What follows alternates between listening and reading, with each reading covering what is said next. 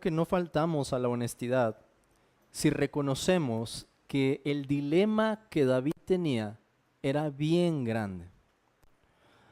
En sus zapatos, hermanos, ¿qué hubiéramos hecho nosotros? Piensen en lo siguiente: ¿cómo debía actuar David como rey? David debía actuar según el principio de la justicia.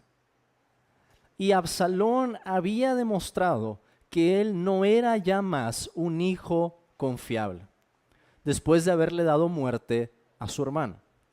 De hecho, en el más estricto sentido, lo que Absalón merecía era la muerte, por haber dado muerte a su hermano. Pero había un problema. David también era su padre. No solamente era rey de Absalón, sino padre de Absalón. Y como padre, David quería actuar según el afecto. Esas dos cosas se ponen en entredicho. ¿Qué es lo que David iba a escoger? ¿La justicia como rey para preservar su reino, dándose cuenta de que Absalón era un peligro? ¿O como padre, recibiéndolo, abrazándolo? El rey se había equivocado al no disciplinar a Amnón. Vimos que no hubo absolutamente ninguna medida. Y ahora vemos cómo se equivoca en su complacencia por Absalón. Recuerden que el profeta Natán nos había dicho que Dios iba a levantar el mal de su casa. David no sabía de qué manera sería. ¿Quién sería el que se iba a oponer a su reino? Pero según avanzamos en la historia, descubrimos que es Absalón, el mismo que después de ser traído a la cercanía, de ser restaurado otra vez a la cercanía del rey, termina por traicionarlo.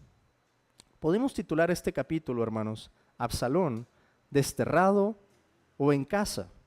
Desterrado o en casa. Y la manera en que comienza es que el autor de este libro nos vuelve a revelar cuál era la intención o el corazón de David. Nos dice, conociendo Joab, hijo de Sarvia, que el corazón del rey se inclinaba por Absalón. Absalón había huido a la tierra de Gesur por 3 años. El rey David deseaba ver a Absalón, nos lo decía el final del capítulo anterior, y Joab también se daba cuenta de eso. Es decir, el afecto que David tenía por Absalón era evidente. Todos sabrían que Absalón era el preferido de David. ¿Y qué hubiera pensado naturalmente Joab? ¿Quién va a quedar después de mi señor? Absalón. Aparentemente así estaba razonando tanto David como Joab. Joab y la sierva entonces intervienen, una sierva astuta que hace todo un drama, toda una actuación bien planeada por Joab, para que David se atreva a regresar a Absalón. En otras palabras, Joab y la sierva quieren que David escuche lo que él quería oír. Tener un motivo para regresar por fin a Absalón porque deseaba verlo. ¿Por qué motivo no lo había traído ya David, hermanos? Habían pasado 3 años. Porque David sabía en su conciencia que esto era algo peligroso.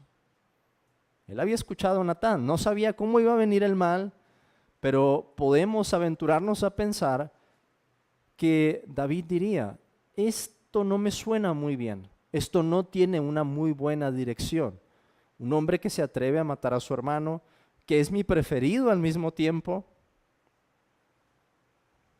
David lo conocía, como un padre conoce a un hijo.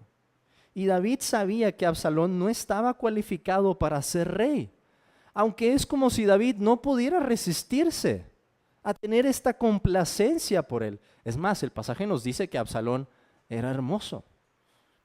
Y en ese sentido, hermanos, esto es reminiscente de lo que pasó con Saúl. ¿Qué había pasado con Saúl?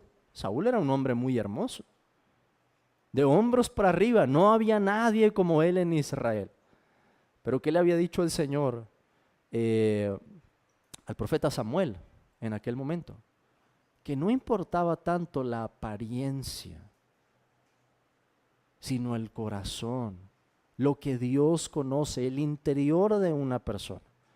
Y en Absalón se juntaban estas dos cosas terriblemente peligrosas, un corazón malo y una apariencia hermosa. Se parecía a Saúl en ese sentido. Por 5 años en total, después de que David decide regresar a Absalón, Absalón está otros 2 años sin poder ver al rey, sin poder entrar ante su presencia. Por 5 años en total, Absalón no había visto a su padre. Así que demanda una vez más la atención de Joab para que interceda por él con David. Ya lo había traído, funcionó el plan de Joab y la sierva, pero ahora David no quería que se acercara a él. ¿Por qué? Otra vez, hermanos, porque sabía que era peligroso. No era una buena idea. Joab intercede otra vez, el rey recibe de nuevo a Absalón y terminamos la escena en el versículo 33 con el beso del rey, recibiendo otra vez a su favor, en su favor, a su hijo. Esto, por supuesto, se va a tornar en una tragedia en el próximo capítulo, cuando veamos ya lo que hay en el corazón de Absalón. ¿Cómo es que va a traicionar a su padre? ¿Qué aplicaciones podemos tomar de esto, hermanos? Es un pasaje difícil.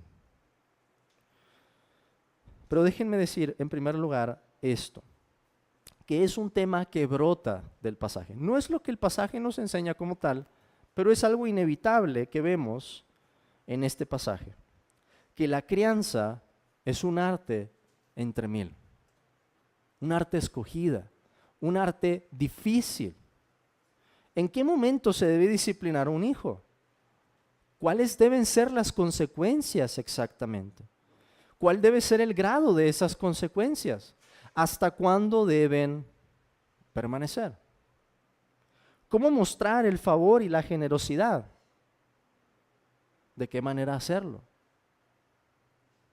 David, en efecto, hermanos, era sabio, pero el pecado, la confusión y el conflicto interno estaban nublando su entendimiento.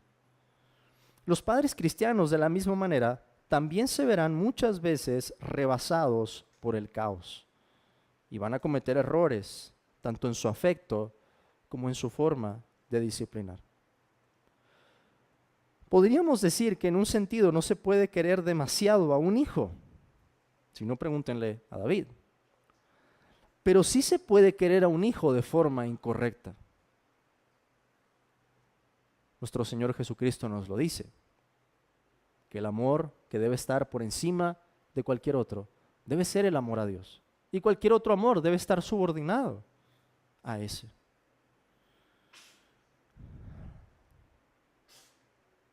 ¿Cómo era, hermanos, el amor de David? Otra vez, él oscilaba entre hacer justicia o recibir otra vez a Absalón a su favor. El amor, la instrucción y la disciplina deben ir siempre de la mano. Y lo que los padres cristianos deben hacer es luchar por mantener un balance correcto entre la ley y la gracia. Si queremos resumir el arte de la crianza en términos doctrinales, es eso, hermanos. Cómo mantener un balance correcto entre las expresiones de justicia y las expresiones de amor, de perdón, de recibimiento, la ley y la gracia. ¿Qué es lo que hace un padre cristiano? Busca que su crianza se asemeje a la forma en la que Dios trata con nosotros. En segundo lugar, hermanos, el dilema en el corazón de David está presente de una manera mucho mayor en la creación y en el Evangelio. ¿Qué quiero decir con esto? ¿Cuál era el conflicto de David? ¿Qué debía mostrar? ¿Justicia o misericordia? Ese dilema, hermanos, está presente de una manera mucho más grande en la creación. ¿Qué es lo que iba a hacer Dios después de que el primer hombre pecó. Si Dios hubiera mostrado solamente su justicia, no habría salvación para la raza humana. Y esa pudo haber sido una opción. Eso pasó con los ángeles caídos. La Escritura nos dice que no hay redención para ellos. La redención vino para la raza humana, no obstante. Pero Dios no podía mostrar misericordia, gracia y perdón si al mismo tiempo no quedaba satisfecha su justicia. Así que en cuanto el primer hombre pecó, los engranes del plan eterno de redención empezaron a moverse y Dios dio aquella promesa de una simiente, de un descendiente que vendría para aplastar la cabeza de la serpiente. Hermanos, Dios tuvo, por así decirlo, este dilema en un sentido. Y en su perfecta, en su infinita sabiduría e infinito amor, lo que Él decidió de forma voluntaria es amar al hombre a tal punto en que fuéramos recibidos como hijos suyos, satisfaciendo al mismo tiempo su justicia. Enviar a su propio Hijo para cumplir los requerimientos de la ley que el primer hombre había quebrantado, para que así como Adán nos había representado para juicio, para muerte, para condenación, Cristo nos representara ahora a una nueva simiente, a una nueva familia, para vida, para justicia, para perdón.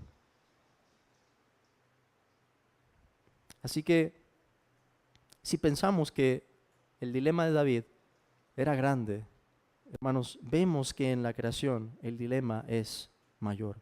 Y Dios lo resolvió de esa manera, con el Evangelio. Esa es la respuesta al dilema más grande que ha habido alguna vez.